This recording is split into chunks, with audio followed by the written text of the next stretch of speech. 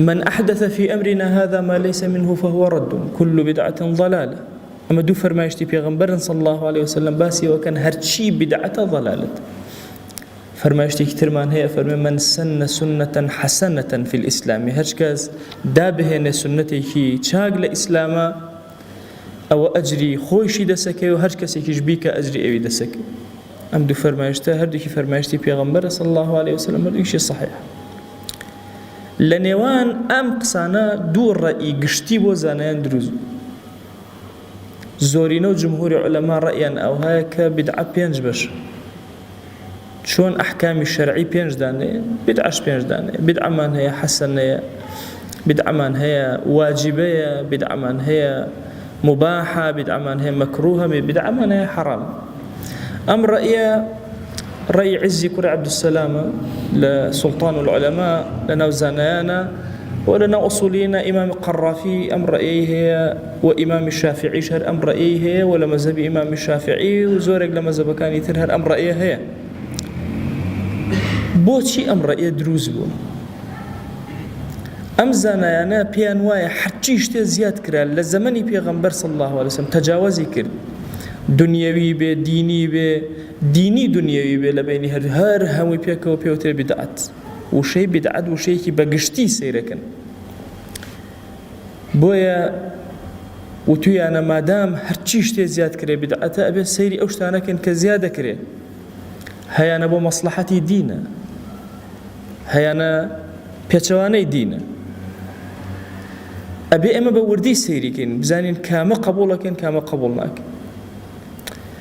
لسروي هم أماني شو إمام عمر رضا ورحمة خوي لبه كاتك مسلمان لسريك إمامكو أكاته طبعا غلط هي ألان إمامي عمر تراويحي ده هنا إمام عمر تراويحي ده هنا وجماعة قرشي ده هنا هرهبوا لزماني بيغمبر صلى الله عليه وسلم حتى لزمان إمام عمر أفرمي لخودي مزقوتا تشندين جماعة هبو لو إمامك أيكر مزقوت قوربو لو إمامتر إمام عمر يكشتي كرد إمام كان يكخس كردي بيك إمام دعاي فرمي نعم البدعة هذه وشي بدعي بو أما بكار هنا وتي آي أما چند بدعي كي جوان بو كردم يعني لزماني بيغمبر صلى الله عليه وسلم يك إمام نبو چندين إمام هو وأصحاب بوشي وازن بس أو كردي بيك إمام تنظيمي كالنظامي تيادانا وبيكوري كعبي دانا بوي بيش نجيان بوبكا وهمو مسلماناني خست دعاي يك إمام أفرمي حتى إمام عمر شوي كان دقتي أدا هندي لمسلمان هبو دور كاتي تراويحي لبرجيكا كردوي لبرجيكا تدوي لبرجيكا تركب فرمي نابي بمشيوازة دين تنظيم ونظام هموين خصة برشتي إمامك وناوي لنا بدعة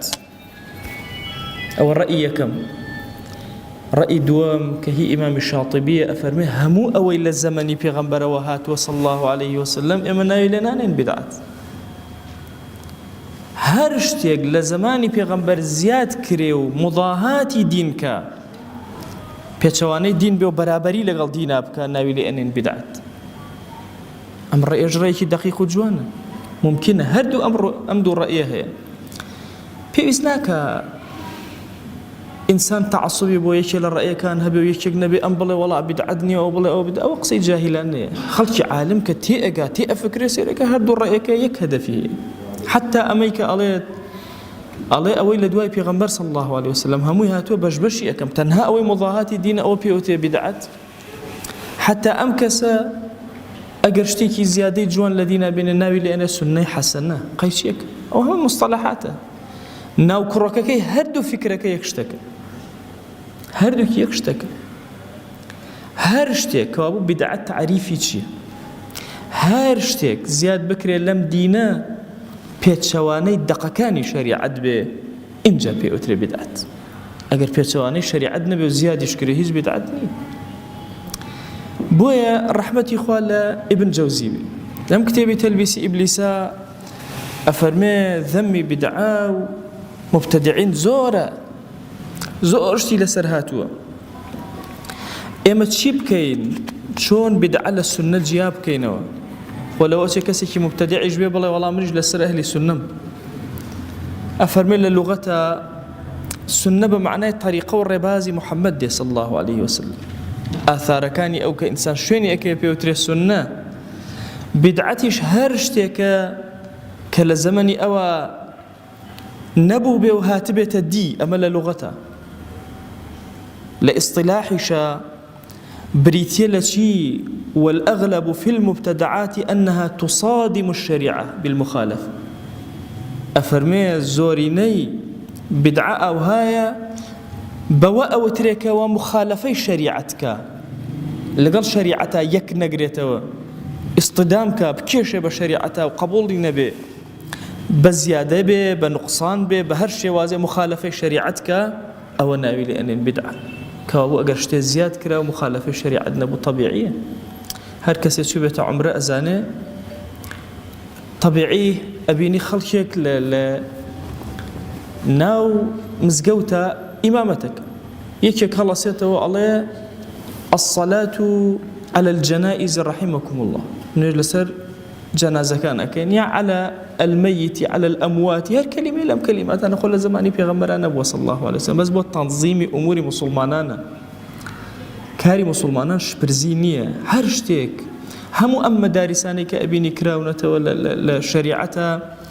هم مراكز قرآنية كأبيني لجهاني إسلامية ككراوة أو هم رخراوة إسلامية أبيني هم أحزاب أبيني هم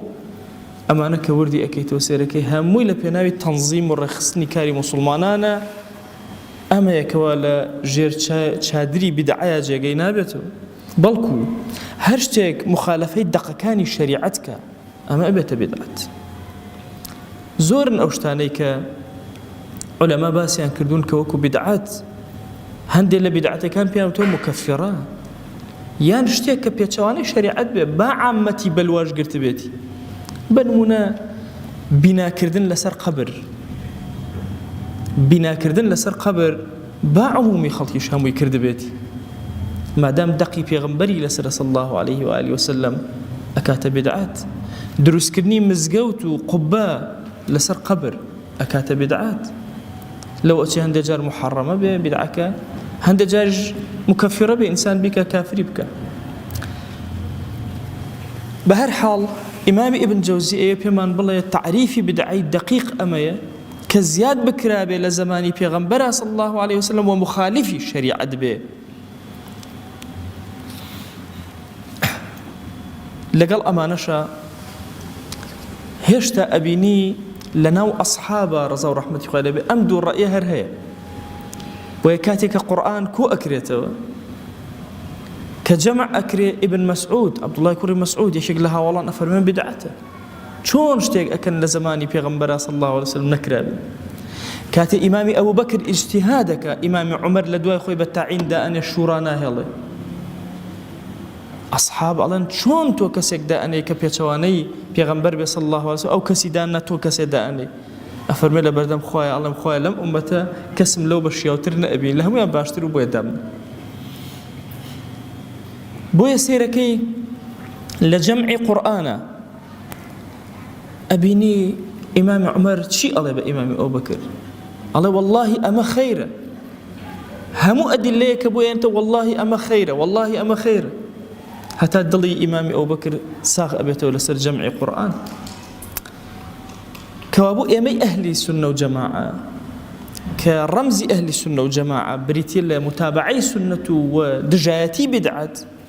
أبي بورياج ما ملكين شكو أمره فرقي بتشوك دروزون بعقلي بتشوك أهل نزان بر ابن خلقي لبروي أو تويتي بدعي حسنها أي كانها الله كي جورا كيشك وردا كيتو سيرك علماء بوشي وازم ما ملايا نكردو هردو رأيك هي مسلم لبين يكتر فكرة كان آلو جورا كرين لبين يكتر أساي ورجيرا بويا إما واجبة لسرمان طريقي سنة ورجرين التزامي بي وأكين سنة كاني بيغمبر صلى الله عليه وسلم حتى زندوبا أمة زندوب سيريا ومكان للشيعة لجهانا ناكا لسطع حوتي أمتي بيغمبر صلى الله عليه وسلم أهل السنة قورية زور بس شيعة دم هراش أبويا زور كادرك لم لو أنا مشاكل زور دروسك دائما جو كسيك الدم هراش ومشكلة زور دروسك باوك سيرك إلا مالا همو السنتري مالا وراقري أجر جنكي خراب الدم دميك همو خلقي كشكان زاني لو تي همو خلقي والله خطايب باوككش أو نقصك وأنا الله الشيعة شروع زور الله يجني بحياة تصورك مسائل أهل السنة لقال الشيعة جوازك الشيعة بس أو نقطة بيركروا يكد لفرق كان الشيعة بزان سري أم ضلالتك بزان أم بدعة مكفرة كعلوية كان ألان شيء ألان أم جبرائيل أم قرآني هنا غلطي كرد نا أبو محمد أبو علي بهن هو بيوتي بدعة مكفرة مضاهاة دينك بيتواني شريعتك يا أهل السنة وجماعة أزانين كاما السنة كاما وهميشه هو الأدين زين بك ولا سواك يكوا لا زردخانة يكوا تصورك لا بردني دارق لسر رقايك همو أمان أكات أهل السنة وجماعة حتى السنة يزندو بكريتوا تو التزامت بسنة وزياترة ولا أهل السنة وجماعتي كالين جماعة دبي وريابي أهل السنة وجماعة أجر اختلاف جلبين أنا هبي أدبي اختلاف يعني لا أدبي اختلاف درت شوي أشيتنا سبوله سبيلي مستقيم أو سبيليك وكو أصحاب أو هم اختلافا لبين أنا هيا كيشو قرفت لسا اختلافك أن دروز نابي ململانية دروز نابي لسا بو اختلاف لبيني هاولانا أنية بولا مسائل فقهية أنية بولا مسائل فكرية أنية بولا تفسير أنية اختلافيا بينما ما ملايكي تندرست الجوهانج لقال اقتراءك أما رمزي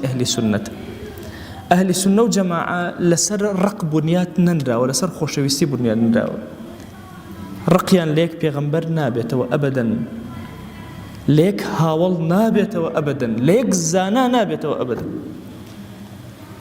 بوي أو فكراني لسر رق دروس أبي لأخوان بترسن لأهل السنة درس أهل السنة وجماعة لسر محبته هميشه أجر رقي هستا به لبيناوي خوا لسر جزئية أجر رقي هستا طبعا باسي أهل السنة وباسي أهل بدع زور للشريعة تصور كان جاري وهبوا زاناك ولا أهل السنة بنمونا مثلا إمام باجي ابن حزم إمام باجي ابن حزم إمام باجي مالكي ابن حزم ظاهرية زان كان مناقشة يعني بو كان قصيان لبين يكترا كردوا مشاكل زور قورة لقال يكترا خلق عوام توربون لإمام ابن حزم توربون شون مكتبه كان سوتان إمام باجي كشورج مناقشة يعني بو خوي كربنا وأقرك شو كتابي مسندي درك شادرو رأي كشاب بله هنا يدرو نهج بسوتي هو دائما مناقشة يعني بو دا أنيش تنهردو لسدو كرسي خلق همو دا أنيش قصيانا كربرامر بيكتر هركس الرأي خوي ألان أجر إمامي باجي نبوه مالكي لجهانا نأمة تنها أو برقي أجر لبرامر ابن حزم أبو وست وتي أنا بوشي أهوات كده وتي والله أما تراثك همو أمتي إسلامي زرك أجر فوتي راس ابن حزم نسيتي بس أما مسندة حديثة زور قوري سري أم أدبي أما أهل السنة والجماعة بويا أبيه زور تندز بقرين بالسنة وزور تندج بين برامبر ببدعات بلام أقام الليبل لخو قصة برامبر ببدعة نكين بتابتي أو بابتانيك اختلافي بين زاناني قوريتي لباب بدعات أشياء الدروة سوك زاناني قورة بابي مستند الدليل كلمة كان نكرد وشتي كان نوتو وي اختلافي بين علماء قد إنسان جرأة بخوي ندى بلي أو بدعات أجر وتي شي بدعته حتما أبي بلا كاك بدعتي لغوية ما بس هل لغويا أجرنا أو شت بدعتني كمخالفين نص كانوا دقيقان شريعتني أمقصي علم وزانسته